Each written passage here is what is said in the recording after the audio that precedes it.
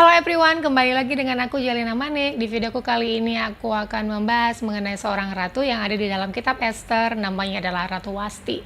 Ratu Wasti ini terkenal karena dia melanggar perintah raja, kemudian dia dilengserkan. Akibat dari ketidakpatuhannya, memang seolah dia layak dilengserkan, dan karena dia dilengserkan juga membuat mulus jalan Ester menjadi ratu di Persia. Ratu Wasti ini namanya sebentar saja disebut di awal kitab Ester, kemudian dia seolah terlupakan begitu saja. Tetapi ingat, di dalam Alkitab tidak ada tertulis satupun tanpa ada maksud dan tujuan Tuhan. Jadi kali ini kita akan belajar bagaimana Tuhan memakai Ratu Wasti menjadi teladan buat kita, menjadi berkat buat kita, dan juga menginspirasi kita. So, keep watching!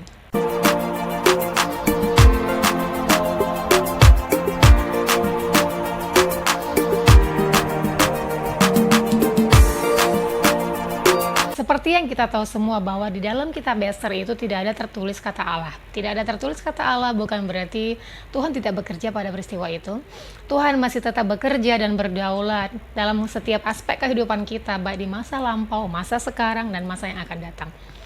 Jadi kalau kita mempelajari Alkitab itu, kalau kita belajar konteks kejadiannya, latar belakang peristiwa dan sejarahnya, kita akan lebih memahami Alkitab itu dengan baik dan benar, sehingga bisa juga menjadi berkat buat kita. Begitu juga di ceritaku kali ini, kita akan mulai cerita ini dari Raja Persia yang bernama Raja Darius. Raja Darius ini adalah raja yang sama juga di dalam kitab Daniel. Pada tahun 491 BC, Raja Darius, Raja Persia ini mengirimkan utusannya kepada daerah-daerah yang ada di Yunani dengan meminta tanah dan air. Artinya dia meminta orang Yunani tunduk di bawah kekuasaannya. Tetapi utusan Raja Darius di Athena, mereka tuh dieksekusi dan diadili. Di Sparta, utusan Raja Darius itu dibuang ke dalam sumur. Jadi orang-orang Yunani tidak mau tunduk di bawah kekuasaan Raja Persia, di bawah kekuasaan Raja Darius ini. Mereka juga memberontak terhadap penyerangan dari Raja Persia ini. Raja Darius pulang dan dia juga menyiapkan pasukan lebih banyak lagi pada serangan kedua. Tetapi pada kali ini Raja Darius kalah jumlah juga dengan orang-orang Yunani, sehingga dia kalah dan diserbu oleh orang-orang Yunani di Teluk Marathon. Jadi pertempuran kali ini yang kedua ini dikenal dengan Battle of Marathon. Teman-teman bisa baca di internet, itu banyak sekali ceritanya dan bagus sekali sehingga bisa menambah wawasan kita juga. Tapi Raja Darius pulang, dia sepertinya seorang raja yang sangat gigih sekali dan dia seorang raja yang penuh ambisi. Kali ini dia menyiapkan jumlah pasukan dalam skala besar sekali. Dia juga menyiapkan kapal yang sangat banyak sekali selama 3 tahun. Tetapi terjadi pemberontakan Mesir terhadap Persia pada waktu itu, sehingga sedikit mengganggu serangan yang ketiga ini terhadap Yunani. Dan pada pemberontakan Mesir ini juga menyebabkan kesehatan Raja Darius itu menurun, sehingga pada Oktober 486 BC Raja Darius meninggal dunia. Xerxes, anaknya tertua dari Atosa, naik tahta menggantikan Raja Darius sebagai Raja Persia. Xerxes setelah naik jabatan menggantikan Raja Darius menjadi Raja Persia, dia dengan cepat sekali menghancurkan pemberontakan Mesir. Dia juga menyiapkan pasukan dalam jumlah yang sangat besar sekali, lebih besar dari yang disiapkan oleh Raja Darius. Dan yang lebih luar biasa sekali dari Raja Xerxes ini adalah dia juga membuat Hellespont itu dijembatani. Hellespont ini adalah selat kecil yang memisahkan benua Asia dan benua Eropa. Dia bermaksud untuk dijembatani Hellespont ini, atau sekarang namanya Dardanelles, agar nanti pasukannya bisa menyeberang ke Yunani, ke Eropa. Maksudnya seperti itu. Jadi jembatan ini dikenal dengan namanya jembatan Pantun ini, itu membutuhkan kapal yang sangat banyak sekali. Jadi dia membuat jembatan ini dalam dua sisi yang berlawanan. Sisi yang satu dia membutuhkan 360 kapal, dan sisi yang lainnya yang berlawanan dia membutuhkan kapal 314 kapal. Untuk ukuran zaman kuno ya, prestasi Xerxes ini sangat luar biasa sekali, dan dia seorang raja yang sangat berambisi sekali. Pada tahun 480 BC, Raja Xerxes dengan pasukannya yang sangat banyak sekali akhirnya sudah menyeberangi jembatan Hellespont dengan dua jembatan Pantun yang sudah dia persiapkan dengan sangat baik sekali. Raja Xerxes dan pasukannya ini sudah benar-benar siap sekali untuk menghancurkan orang-orang Yunani. Tetapi orang-orang Yunani masih kebingungan harus bagaimana menghadapi serangan dari Persia ini. Ada juga beberapa dari pemimpin Yunani mengatakan, ya udah kita menyerah saja, kita mengalah saja, tunduk saja kepada Raja Persia. Tetapi Raja Sparta yang bernama Leonidas maju untuk memimpin peperangan itu. Dia mengambil pengawal pribadinya yang bernama 300 Spartan, juga dia dibantu dengan orang Helots, ada Thespin, ada Thebans, dan juga ada pasukan-pasukan lain, sehingga pasukan Yunani pada waktu itu berjumlah 4.000 sampai 7.000 orang. Bayangkan, pasukan Yunani berjumlah 4.000 sampai 7.000 orang dan bertemu dengan pasukan Persia yang berjumlah 100.000 sampai 150.000 orang di celah sempit Thermopylae. Jadi pertempuran kali ini terkenal dengan namanya Battle of Thermopylae. Ini benar-benar seru sekali, kalian bisa baca ceritanya ini di dalam internet, sangat banyak sekali. Kalian bisa bayangkan orang bertemu 7 ribuan bertemu dengan 150 ribuan. Seperti apa ini, benar-benar nggak bisa dibayangkan gitu. Ini benar-benar pertempuran yang sangat mengerikan sekali. Oke, sedikit aku jelaskan dulu mengenai Spartan ini. Kalau kalian sudah pernah nonton film 300, ceritaku ini sudah tidak asing lagi buat kalian. Kebetulan aku rekomendasi sekali film ini karena yang main adalah mantan pacar aku, namanya Gerard. Sedikit halu ya, karena aku ngefans banget sama dia. Filmnya juga sangat bagus sekali, aku rekomendasi buat kalian. Oke, kita serius. Jadi orang Sparta itu ketika mereka berusia 7 tahun, anak-anak itu akan diambil untuk wajib militer. Jadi anak-anak di Sparta itu yang lemah dan cacat itu akan dibunuh karena dianggap tidak bisa menjadi tentara Spartan. Di dalam wajib militer, anak-anak itu dididik dengan kekuatan mental dan fisik. Mereka tuh kadang-kadang diadu satu sama lain, mereka disuruh berantem supaya mereka tuh kuat gitu. Itu sangat brutal sekali. Ketika mereka berusia 20 tahun, anak-anak ini akan pindah ke barak dan mereka menjadi tentara full timer. Dan ketika mereka menikah pun, mereka harus tetap tinggal di dinas militer itu selama usia 40 tahun. Setelah mereka berusia 40 tahun sampai berusia 65 tahun, tugas mereka adalah untuk mempersiapkan persediaan Spartan. Jadi kalian bisa bayangkan mereka menjadi tentara di usia 7 sampai 65 tahun, artinya dia menjadi tentara seumur hidupnya. Sparta juga merupakan satu-satunya kota di Yunani yang tidak memiliki tembok kota karena moto mereka adalah Our Men Are Our Walls. Jadi di dalam Spartan itu kekalahan dalam peperangan tidak bisa diterima sama sekali. Jadi mereka berperang harus menang, kalau tidak menang harus mati. Jadi kalau memang pulang dengan tidak kemenangan, ya pulanglah dengan kematian. Seperti itu prinsip mereka. Pertempuran Thermopylae merupakan salah satu pertempuran terbesar dalam sejarah umat manusia. Dan itu berlangsung selama 7 hari dan itu terjadi di celah sempit Thermopylae. Thermopylae ini di sebelah kanannya ada pegunungan, sebelah kirinya ada laut. Jadi jaraknya lebarnya sekitar 20 meter. Di sanalah Leonidas dan 300 Spartania mempertaruhkan nyawa untuk mengalahkan pasukan Persia yang berjumlah sekitar 150.000 orang. Itu pasukan yang nggak seimbang sama sekali. Pada serangan pertama, Raja Persia yang bernama Xerxes itu mengirimkan 5.000 pemanah untuk membunuh orang-orang Spartan, tetapi tidak ngaruh sama sekali, nggak efektif sama sekali. Orang Spartan masih berdiri kuat dan kokoh, nggak ada dari pasukan mereka yang meninggal. Lalu dia mengirimkan juga serangan dengan 10.000 pasukan dan itu juga habis di tangan Spartan yang kuat dan berani. Mereka memang ahli sekali dalam bertempur, mereka memang jago banget. Dan dia juga mengirimkan pasukan elitnya yang bernama Immortal. Immortal ini manusia yang gagah berani atau terkenal dengan manusia abadi. Itu pun habis di tangan Spartan. Bisa kalian bayangkan betapa hebatnya Spartan ini. Jadi di hari pertama, Persia itu mengalami kekalahan yang luar biasa. Pada hari kedua juga, Persia mengalami kekalahan yang lebih hebat lagi dari hari pertama. Sehingga pasukan elit yang bernama Immortal juga sudah banyak yang mati dan terluka. Tetapi kemudian, Raja Xerxes ini, Raja Persia ini mendapat rezeki nomplok. Dia mendapatkan kabar dari salah satu pengkhianat Yunani yang bernama Ephialtes. Dia membocorkan jalur rahasia melalui pegunungan untuk bisa menyerbu orang-orang Spartan. Ephialtes ini sebenarnya adalah orang Yunani karena dia cacat, dia lolos dari pembunuhan pada waktu itu. Sebenarnya sebelumnya dia sudah menawarkan bantuan kepada Leonidas, tetapi karena dia cacat, Leonidas takut nanti gara-gara dia pasukannya justru sangat berbahaya, jadi dia menolak itu. Tapi akhirnya Ephialtes ini kesel dan benci sama Leonidas dan dia membuat rahasia itu bocor kepada orang-orang Persia. Pada hari ketiga, karena Raja Xerxes sudah mengetahui jalur rahasia itu melalui seorang pengkhianat Yunani yang bernama Ephialtes, akhirnya mereka sudah menyerbu orang-orang Spartan. Kemudian Raja Xerxes ini mengirimkan utusan kepada orang Spartan untuk meletakkan senjata dan tunduk saja dan menyerah saja.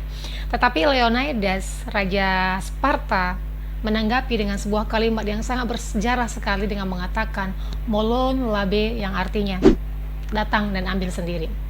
Setiap kali pasukan Persia menyerang dengan sangat banyak sekali, 300 Spartan itu bisa membunuh 20.000 sampai 25.000 orang Persia. Bisa kalian bayangkan betapa hebatnya orang Spartan itu. Mereka 300 dan bisa membunuh 20.000 sampai 25.000 orang Persia. Keren banget. Mereka memang ahli banget dalam bertempur. Tetapi kemudian Raja Sparta yang bernama Leonidas ini menyadari bahwa ternyata mereka sudah dikepung. Akhirnya dia menyuruh pasukan lain itu untuk mundur, tetapi dia meminta pasukan 300 ini tetap bersama-sama dengan dia karena memang sesuai dengan prinsip Spartan. Mereka harus berjuang sampai darah penghabisan, jadi mereka harus berjuang, kalau tidak menang ya mati. Pada kesempatan inilah Raja Sparta yang bernama Leonidas itu akhirnya terbunuh bersama dengan 300 Spartannya yang lain. Dan ketika Xerxes menemukan mayat Leonidas, dia sangat marah sekali dan dia minta supaya mayat Leonidas itu dipenggal dan disalibkan. Ini tidak sesuai dengan tradisi Persia yang memperlakukan mayat seorang pejuang gagah berani dengan sangat terhormat sekali. Raja Xerxes ini memang terkenal karena dia penuh amarah. Pengorbanan Leonidas dan 300 Spartannya akhirnya memberikan semangat baru terhadap sekutu Yunani yang lain, sehingga akhirnya mereka bersatu hati untuk melawan Persia. Dan pertempuran kali ini berlanjut kepada pertempuran laut di Selat Salamis. Dan pertempuran kali ini dipimpin oleh seorang politisi dan jenderal Athena yang bernama Themistokles. Orang Yunani itu mempersiapkan kapalnya, armada kapalnya sekitar 300 kapal melawan kapal Persia yang berjumlah 1.200 kapal. Tetapi orang Persia itu kalah karena mereka salah taktik dan strategis. Di sini kita bisa lihat ada campur tangan Tuhan dalam pertempuran itu. Tuhan bekerja dan berdaulat dalam pertempuran itu. Di mana dibuktikan dengan fakta sejarah, kalau kita baca terbukti pada waktu itu orang Persia mencoba mundur dari Selat Salamis karena mereka menyadari mereka akan kalah dan mereka akan mengalami kerugian yang sangat besar sekali. Mereka mencoba mundur, tetapi pada saat mereka mundur terjadi angin yang sangat kencang sekali, angin ribut yang sangat kencang sekali, sehingga mereka tidak bisa bergerak. Akhirnya mereka tetap di dalam selat itu. Armada Yunani itu kehilangan 40 kapal pada pertempuran itu, sedangkan armada Persia itu kehilangan 300 kapal, dan korban jiwa itu diperkirakan sekitar 235.000 orang, dan itu mayoritas adalah orang Persia. Pada tahun berikutnya, Yunani juga mengalahkan Persia pada pertempuran Plataea yang akhirnya mengakhiri serangan dari Persia kepada orang Yunani. Raja Leonidas dan 300 Spartannya juga Themistokles yang memimpin pada pertempuran laut ini adalah orang-orang yang sangat berjasa sekali terhadap Yunani dan akhirnya membebaskan Yunani dari serangan Persia. Jadi kenapa aku capek-capek menceritakan pertempuran sejarah ini buat kalian? Karena Raja Xerxes adalah Raja Ahasiweros. Xerxes adalah kata Yunani, sedangkan Ahasiweros adalah kata Ibrani. Jadi peristiwa di Ester pasal 1 ini yang kita akan baca menjadi topik kita ke depannya ini terjadi sebelum Raja Xerxes itu, Raja Ahasiweros itu menyerbu orang-orang Yunani. Jadi pada peristiwa Ester pasal 1 ini terjadi pada tahun 483 BC, sedangkan dia menyerbu orang Yunani itu terjadi pada tahun 480 BC. Raja Ahasiweros itu merajai 127 provinsi mulai dari India sampai Ethiopia. Jadi bisa dibayangkan pada saat itu dia adalah raja yang paling kuat memerintah di dunia, dan juga tidak bisa diragukan dia merupakan raja terkaya di dunia. Akhirnya dia membuat sebuah pesta yang sangat meriah sekali selama 6 bulan, selama setengah tahun. Jadi dia mengundang semua para bangsawan, pejabat, dan karyawannya, semua yang dari 127 provinsi itu untuk hadir di hadapan Baginda Raja untuk merayakan pesta yang selama 6 bulan itu. Dimana pesta itu aturannya mereka bisa minum sesuka hati mereka, nggak ada aturannya. Mereka bebas minum apa aja, minumannya pun minuman anggur yang biasa diminum raja. Dan tempat anggur itu terbuat dari emas, bisa kalian bayangkan betapa hebatnya dia. Jadi pekerjaan mereka selama 6 bulan adalah makan, minum, dan berpesta. Menyenangkan sekali. Menurut aturan Persia dalam hal mengkonsumsi alkohol, mereka itu akan dibatasi. Jadi orang-orang Persia itu bukan termasuk orang-orang yang suka minum-minum memabukkan seperti itu, enggak. Jadi misalnya kalau mereka ada pesta pun mereka akan minum, tetapi itu dibatasi gitu. Tetapi raja kali ini ketika membuat pesta melanggar semua aturan Persia itu dan membuat aturannya sendiri. Mereka minum suka-suka hati mereka tanpa batas. Tujuan raja membuat pesta selama 6 bulan ini yang sangat meriah ini bukan tanpa sebab. Jadi acara ini dia buat untuk melobi orang-orang daerah di bawah kekuasaannya itu untuk ikut serta dalam serangannya ke Yunani yang akan dia lakukan 3 tahun ke depan. Jadi ini acara untuk melobi mereka supaya ikut dalam serangan itu. Puncak dari pesta yang sangat meriah ini adalah pesta 7 hari untuk rakyatnya yang ada di Benteng Susan. Benteng Susan ini merupakan kota tempat di mana istana Ahasiweros ada. Jadi dia mengundang seluruh rakyatnya datang ke istana, baik kaya maupun miskin, baik wanita dan laki-laki, semua harus datang ke istana untuk merayakan pesta yang sangat meriah itu. Di dalam aturan kerajaan Persia ada sebuah aturan di mana laki-laki dan perempuan tidak boleh pesta bersama-sama. Itu sebabnya Raja Ahasiweros itu membuat pesta untuk para laki-laki ada di halaman istana, sedangkan istrinya Ratu Wasti mengadakan pesta untuk perempuan ada di dalam istana kerajaan. Pada ayat 10 di Ester pasal 1 dikatakan bahwa ketika raja riang gembira hatinya karena anggur alias dia mabuk berat, bertitalah baginda raja kepada 7 kasihnya yang namanya unik-unik. Namanya aku bacakan. Mehuman, Bista, Harbona, Bikta, Abakta, Jetar, dan Karkas. Itu adalah nama-nama dari Kasim Raja. Di mana perintahnya adalah menyuruh ratu datang dengan memakai mahkota kerajaan, datang menghadap raja dan memperlihatkan kecantikannya kepada seluruh tamunya. Selama 7 hari ini raja sudah memperlihatkan kekayaannya, kehormatannya, dan kekuasaannya kepada para tamunya. Dia sudah disanjung karena memiliki segalanya. Dan kali ini raja ingin menunjukkan kepada tamunya juga bahwa dia juga memiliki perempuan tercantik pada saat itu. Mungkin bisa jadi Ratu Wasti merupakan wanita tercantik di seluruh kerajaan Persia pada waktu itu.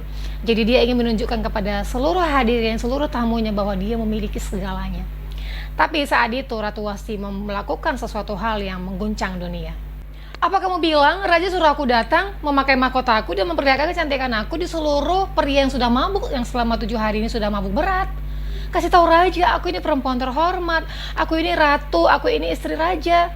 Aku bukan perempuan segampang itu. Masa aku disuruh hadir di mana seluruh pria yang sudah mabuk-mabukan selama 7 hari? Aku punya harga diri. Walaupun raja yang memerintahkannya, aku tidak peduli, aku tidak akan datang. I don't care who you are. Ya, kira-kira seperti itulah. Itu kata-kataku sih. Tapi mungkin Ratu Wasti lebih parah lagi menolaknya. Banyak dari orang-orang Kristen menjadikan Ratu Wasti ini sebagai contoh yang negatif karena dia melanggar atau menolak, tidak mematuhi aturan suaminya, perintah suaminya. Banyak juga yang menganggap Ratu Wasti ini adalah orang yang sombong karena dia tidak mau hadir di pesta rakyat, dimana kan para tamu itu adalah rakyatnya juga. Tetapi aku pikir cara pandang itu harus dirubah. Ratu Wasti terkenal dengan reputasi dalam tanda kutip haus darah dari raja Persia manapun yang pernah memerintah dalam hal ketika ada seseorang yang melanggar aturan kerajaan Persia. Jadi Ratu Wasti ini terkenal memang sangat disiplin sekali, dia tak ada aturan sekali, dia mematuhi setiap aturan yang ada di Persia. Jangankan ratu ya, istri-istri di Persia memang menurut budaya Persia mereka memang dijauhkan dari pandangan pria. Apalagi seorang ratu yang notabene memang dia lebih tinggi derajatnya di mata masyarakat, dia pasti dijauhkan dari pandangan publik. Nah, bila ada pesta, misalnya pesta para laki-laki yang memang mereka sengaja di situ minum-minum untuk have fun dan itu memabukkan, bila ada di sana hadir perempuan, itu adalah para selir dan pelacur. Jadi raja ini selain melanggar aturan kerajaan, sepertinya raja ini suka sekali melanggar aturan kerajaan. Dia juga melanggar aturan kerajaan. Ratu merasa perintah raja itu adalah penghinaan atas dirinya karena dia merasa raja memperlakukan dia sebagai selir dan sebagai pelacur. Karena dia menganggap dirinya seperti itu. Bahkan aku baca menurut sumber-sumber, ada beberapa sumber yang aku baca ya, sebenarnya ratu ini disuruh datang hanya memakai mahkota, dia disuruh datang telanjang. Tetapi itu benar atau enggak, bisa jadi benar atau enggak, anggap saja dia datang berpakaian normal, dia berpakaian kerajaan dan dia memakai mahkotanya, dia datang di pesta laki-laki yang sudah mabuk selama 7 hari itu, dimana kalian bisa bayangkan mereka mabuk selama 7 hari dan itu tidak dibatasi minum sesuka hati mereka, dan itu semua laki-laki, dan Ratu Wasti hadir di sana memperadakan kecantikannya. Mungkin mereka tidak berani menyentuh Ratu Wasti karena dia adalah istri raja dan dia adalah Ratu Persia. Tapi sudah pasti mereka akan menelanjangi ratu di mata mereka dan di pikiran mereka. Jangankan ratu, aku secara pribadi pun tidak setuju akan hal itu. Ratu pasti sangat sedih sekali karena raja tidak menghormati dia, tidak menghargai dia sebagai istrinya, sebagai perempuan, dan juga sebagai Ratu Persia.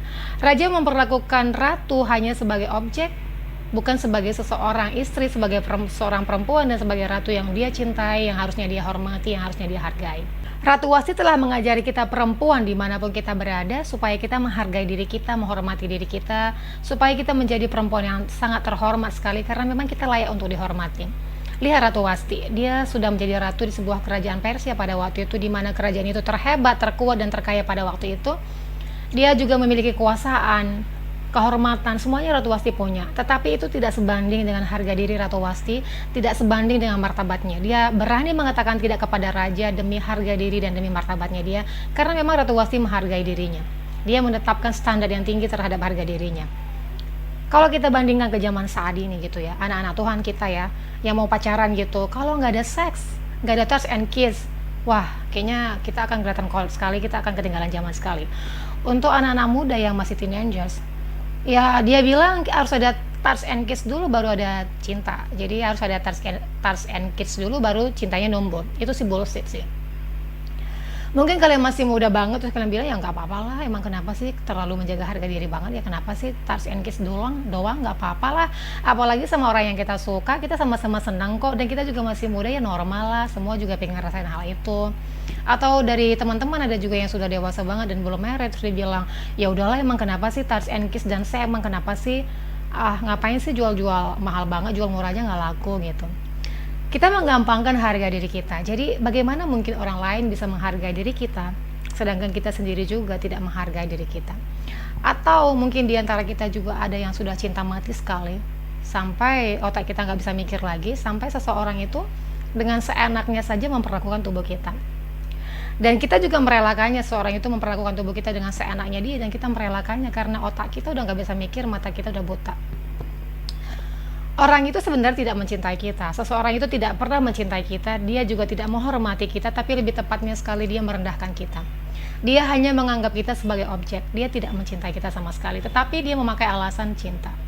Begitu juga dengan ratu dan raja. Jadi raja ini sebenarnya melihat ratu itu hanya sebagai objek, bukan sebagai seorang istri yang harus dia cintai, sebagai seorang perempuan yang harus dia hormati, dan sebagai seorang ratu yang harus dia sayangi. Jadi kalau kita baca di seluruh Alkitab gitu ya, kalau kita telusuri seluruh Alkitab, tidak ada di mana Tuhan merendahkan perempuan. Tuhan selalu menghargai perempuan. Jadi ketika Tuhan menghargai kita juga harus menghargai diri kita, yaitu juga harus menetapkan standar yang tinggi sama diri kita. Aku pernah baca sebuah quote gitu ya, buat teman-teman, mungkin ini bisa menjadi berkat buat kita. Dikatakan kayak gini, ketika kita gagal menghargai diri kita saat ini, kita tidak bisa memenangkan sesuatu yang terbaik dari Tuhan yang telah Tuhan sediakan buat kita. Raja tidak terbiasa menerima kata tidak dari siapapun. Belum pernah ada orang yang berani mengatakan tidak kepada raja. Raja Persia itu dianggap Tuhan oleh rakyatnya. Itu sebabnya kata-kata raja itu mereka harus hormati, harus taati, dan harus patuhi. Ketika raja membuat hukum itu harus sah dan itu mutlak dan tidak dapat dibatalkan. Ratu tahu konsekuensi dari berkata tidak kepada raja, dia mengerti akan hal itu, tetapi dia merelakannya demi harga dirinya, demi martabatnya sebagai seorang perempuan. Ratu Wasti, tindakan Ratu Wasti kali ini tidak hanya menghormati dirinya sebagai seorang perempuan, sebagai seorang istri atau sebagai Ratu Persia, tetapi tindakan ini juga menghormati suaminya sebagai Raja Persia yang tidak mau menundukkan tahta kerajaannya pada tontonan yang sangat murahan sekali. Ratu Wasti rela kehilangan kemewahan, ketenaran, dan juga kekayaan dari kerajaan Persia demi harga dirinya, demi martabatnya. Tindakan Ratu Wasti ini menjadikan dia salah satu perempuan paling berani di seluruh perjanjian lama, dan juga menjadi seorang perempuan yang sangat terhormat sekali di perjanjian lama. Tepuk tangan dulu buat Ratu Wasti. Raja malu sekali karena dia kehilangan muka di depan para undangannya. Dia merasa malu karena tidak bisa memerintahkan istrinya, sementara dia adalah seorang raja yang memerintah 127 provinsi. Dia sangat berkuasa sekali, tapi sementara istrinya tidak tunduk kepada dia. Dia marah dan amarahnya itu membara dalam dirinya dia. Seharusnya raja itu minta maaf kepada ratu. Seharusnya dia bangga juga kepada ratu karena ratu adalah seorang perempuan terhormat. Dia harusnya bangga karena istrinya adalah perempuan yang bermartabat sekali. Tetapi alih-alih minta maaf kepada ratu, justru raja datang kepada 7 orang terdekatnya untuk meminta nasihat apa yang harus dilakukan terhadap ratu. Memukan salah satu orang terdekat yang mengatakan ratu tidak hanya bersalah saja kepada baginda raja, tetapi ratu itu juga bersalah terhadap seluruh daerah yang diperintahkan oleh Raja Ahasiweros. Ini sih gila sih. Nasihatnya sih gila ya. Masa dibilang ratu itu bersalah terhadap seluruh kerajaan dan juga seluruh daerah yang dipimpin oleh Raja Ahasiweros untuk tindakan murahan yang mereka lakukan. Kata Memukan kepada baginda raja seperti ini, karena kelakuan Wasti akan mempengaruhi semua perempuan yang ada di kerajaan Persia dan di seluruh daerah yang dipimpin oleh Raja Ahasiweros, sehingga membuat perempuan-perempuan dan istri-istri tidak lagi menghormati suaminya. Mereka akan membuat keputusan mereka sendiri.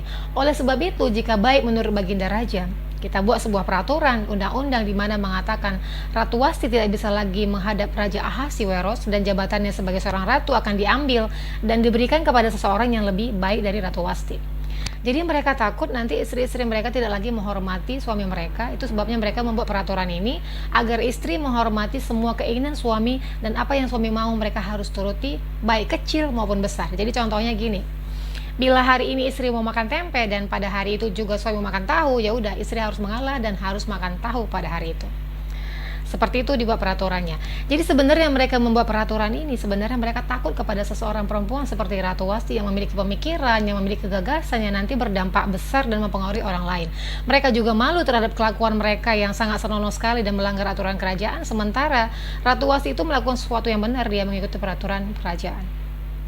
Tapi yang paling menyedihkan adalah raja mengikuti apa yang diusulkan oleh Memukan itu dan dibuatlah undang-undang dan dikirimkanlah surat kepada seluruh daerah sesuai dengan bahasa mereka masing-masing, dan itu sah hukum yang telah dibuat oleh raja itu. Wow. Raja Ahasiweros ini sering sekali menyalahgunakan kekuasaannya sebagai raja dan dia juga sering sekali melanggar aturan kerajaan. Harga diri raja sangat tinggi sekali, dia juga menuntut penghormatan yang sangat tinggi sekali untuk hal-hal murahan yang dia lakukan. Tapi kalau menurut aku memang raja tidak begitu mencintai ratu sehingga dia juga setuju dengan usul itu. Kenapa aku bilang dia tidak mencintai ratu? Pertama mungkin karena hubungannya tidak terlalu dekat, karena memang mereka mungkin ketemu 30 hari sekali gitu, lama baru ketemu, nggak instan, jadi nggak kayak hubungan suami istri pada zaman sekarang. Selain itu juga dia memiliki stok perempuan yang sangat banyak sekali di harem. Jadi harem ini adalah tempat berkumpulnya selir dan perempuan-perempuan raja. Jadi dia dikelilingi perempuan yang sangat cantik sekali gitu loh. Jadi apalah artinya seorang ratu ketika ratu itu tidak lagi taat kepada dia gitu. Itu sebabnya dia juga tidak mencintai ratu dan dia mempunyai stok perempuan yang sangat banyak sekali di harem. Jadi dia setuju saja dengan usul Memukan itu. Ratu Wasti telah menjadi seorang tokoh perempuan terpandang yang membela martabat perempuan, dan tindakannya ini membuat mulus Ester menjadi ratu di Persia. Tidak diragukan lagi bahwa tindakan dari Ratu Wasti ini, keberanian dari Ratu Wasti ini mengatakan tidak kepada raja, menginspirasi Ratu Ester, sehingga pada akhirnya Ratu Ester juga memiliki keberanian dalam dirinya dia. Akhirnya dia juga rela mempertaruhkan nyawanya untuk menyelamatkan orang Israel. Dan tidak diragukan lagi juga bahwa keyakinan, keberanian daripada Ratu Wasti juga menambah penghakiman Tuhan terhadap Raja Ahasiweros. Bagaimana Raja Ahasiweros tidak berlaku adil terhadap Ratu Wasti, bagaimana dia menyalahgunakan kekuasaannya sebagai raja, dia telah menjadi raja yang lalim. Akhirnya Tuhan juga menambah penghakiman terhadap Raja Ahasiweros sehingga dia mengalami kekalahan yang mengerikan sekali pada pertempuran di Yunani. Kita bisa lihat setelah kita dengar semua cerita ini. Tuhan itu selalu adil, dia selalu berperang juga terhadap orang-orang yang berdiri membela kebenaran. Tuhan itu juga sangat menghargai orang yang memiliki keberanian dan keyakinan terhadap sesuatu yang benar. Tuhan juga menghormati orang yang berani berkata tidak dan berani menerima konsekuensi dari mengadakan tidak kepada raja yang lalim. Tuhan itu selalu adil dan Tuhan tetap bekerja dalam setiap aspek kehidupan kita. Ratu Wasti memang hanya sebentar saja disebutkan di dalam Ester pasal 1, tetapi kisahnya kalau kita belajar secara menyeluruh, dia sangat menginspirasi sekali terhadap kita semuanya, terutama juga terhadap kaum perempuan. Kalau kita perhatikan lebih jauh lagi ya, kita akan melihat Tuhan itu masih bekerja, berdaulat di setiap aspek kehidupan kita. Dia tetap Tuhan yang adil dan setia. Artasasta, seorang raja di Nehemia, kitab Nehemia. Artasasta ini adalah anak dari Raja Ahasiweros dan Ratu Wasti. Pada suatu hari Artasasta ini melihat Nehemia sedang sedih sekali. Dia bertanya, ada apa denganmu Nehemia? Nehemia menceritakan bahwa tembok kota Yerusalem itu sudah hancur, dia akan kehilangan Yerusalem, dia sedih seperti itu. Akhirnya Raja Artasasta ini mengizinkan pulang Nehemia, memberikan izin kepada dia untuk pulang ke Yerusalem dan membangun kembali tembok Yerusalem. Itulah akhirnya karena diizinkan oleh Artasasta ini, akhirnya dibawalah pulang seluruh Bani Israel untuk pulang ke Yerusalem untuk membangun kota tembok Yerusalem. Artasasta, anak dari Raja Ahasiweros dan Ratu Wasti ini, walaupun dia seorang Persia, tapi dia percaya kepada kebebasan beragama. Dia memberikan izin Nehemia pulang untuk membangun kota Yerusalem dan beribadah menurut agamanya dia. Walaupun dia seorang Persia, tapi dia percaya kepada sistem demokrasi. Dari mana Artasasta, anak dari Ahasiweros ini dan Ratu Wasti ini bisa punya pemikiran memberikan izin Nehemia pulang kembali ke Yerusalem? Dari ibunya Ratu Wasti. Karena Ratu Wasti ini adalah seorang perempuan yang percaya, yang membela kepada gagasan demokrasi. Betapa Tuhan luar biasa sekali. Nggak berhenti sampai di situ. Kalau kita lihat lagi lebih ke belakang lagi, kita tarik ke belakang gitu ya. Ahasiweros pada waktu bertempur dengan orang Yunani, dengan Spartan dan Leonidas, dia kehilangan 20.000 pasukan sampai 25.000 pasukan. Setelah itu pada pasukan pertempuran laut dia kehilangan pasukan juga hampir ratusan ribu pasukan, dikalahkan di pertempuran laut oleh yang dipimpin oleh Themistokles. Themistokles ini seharusnya telah menjadi pahlawan atau hero bagi orang-orang Yunani, tetapi dia dibenci di Yunani sehingga dia harus melarikan diri dari Yunani. Artasasta, anak dari Raja Ahasiweros, menjadikan Themistokles menjadi gubernur di salah satu negara bagian Persia. Karena Themistokles, ayahnya Ahasiweros atau kerajaan Persia telah kehilangan ratusan ribu pasukan, tetapi Artasasta menjadikan Themistokles menjadi gubernur di salah satu negara bagian dari Persia. Nggak bisa dibayangkan. Tetapi ini adalah benar dan ini true story, ini fakta dan dibuktikan dengan sejarah gitu. Memang Artasasta membuat Themistokles menjadi salah satu gubernur di negara bagian Persia dan membiarkannya hidup tenang sampai akhir hayat hidupnya. Padahal karena Themistokles mereka sudah kehilangan pasukan yang sangat banyak sekali. Dari Artasasta kita bisa ambil kesimpulan betapa jahatnya Raja Ahasiweros. Kemudian pulanglah Raja Ahasiweros dengan kekalahan yang mengerikan sekali. Dia kehilangan pasukan yang sangat banyak sekali. Dia juga mengalami kerugian yang sangat besar sekali akibat dari kekalahannya terhadap serangannya terhadap orang Yunani. Dan catatan yang paling menyedihkan dari cerita ini ada di Ester 2 ayat 1 yang mengatakan, kemudian terkenallah baginda raja terhadap Ratu Wasti, terhadap apa yang telah dia lakukan terhadap Ratu Wasti. Raja akhirnya menyesal, tetapi penyesalan selalu datang terlambat dan nasi telah menjadi bubur. Keputusan yang telah diambil dalam emosi yang meledak-ledak dan diambil dalam terburu-buru sekali itu tidak dapat lagi dibatalkan, karena apa yang sudah ditetapkan raja itu sah dan itu mutlak dan tidak dapat dibatalkan. Tetapi pengawal pribadinya dengan jeli melihat situasi ini, dia tahu raja sangat sedih sekali dan dia menyesal. Akhirnya dia memulai dengan proses menemukan ratu baru, sehingga kemudian kita menemukan pada akhirnya Ratu Ester. Kiranya cerita ini menjadi berkat buat teman-teman juga, menambah pengetahuan teman-teman, dan God bless you all.